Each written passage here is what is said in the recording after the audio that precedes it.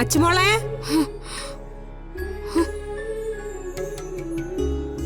നീ സമൃദ്ധിയല്ല, അർച്ചനയാ എന്റെ അച്ചു. അമ്മേ,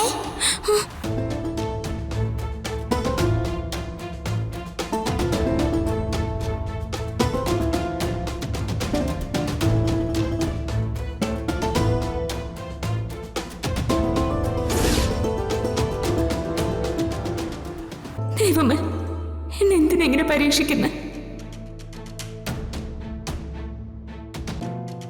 ഒരു ഭാഗത്ത് എൻ്റെ അമ്മ, ഇവിടെ എൻ്റെ ഗൗരിമോള്. ഞാൻ ആരുടെ ഭാഗത്ത് നിൽക്കും? എനിക്ക് ജന്മം തന്ന അമ്മയും ഞാൻ പ്രസവിച്ചതല്ലെങ്കിലും എൻ്റെ മനസ്സും ജീവിതവും കൊടുത്ത് വളർത്തിയ എൻ്റെ മോളും. എൻ്റെ മോളുടെ ജീവൻ എൻ്റെ കയ്യിലാ. അവളെ വിട്ട് ഞാൻ പോയാ ഞാനൊന്ന് ഉറങ്ങിയിട്ട് ദിവസങ്ങളായി. എൻ്റെ ഉള്ളിലെത്തി ആരടയ്ക്കുണ്ട് ദൈവമേ.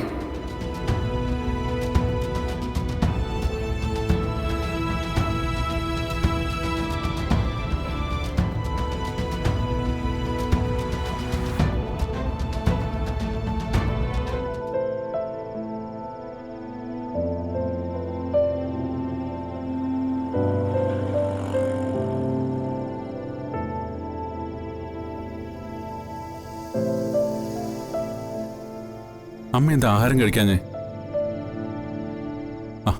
അമ്മ ഇങ്ങനെ കാണിച്ചാ എനിക്ക് എങ്ങനെ ഒരു മനസ്സമാധാനം ഉണ്ടാവുന്നേ?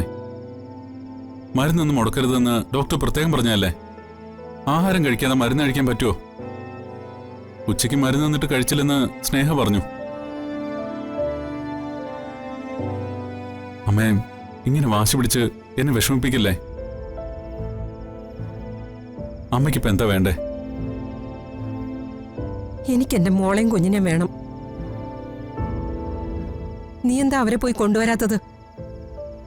അമ്മേ, അത് എളുപ്പം നടക്കുന്ന കാര്യമല്ലല്ലോ അമ്മേ. അതിന് കോടതി തീരുമാനിക്കണ്ടേ? അതെന്താ നടക്കാത്തത്? അവള് നിന്റെ ഭാര്യയല്ലേ? ഗൗരി നിന്റെ മോളല്ലേ? അവരെ കൂട്ടിക്കൊണ്ടുവരാൻ നിനക്ക് ഏത് കോടതിയാ അനുവാദം തരേണ്ടത്? എനിക്ക് എന്ത് ചെയ്യാൻ പറ്റും അമ്മേ?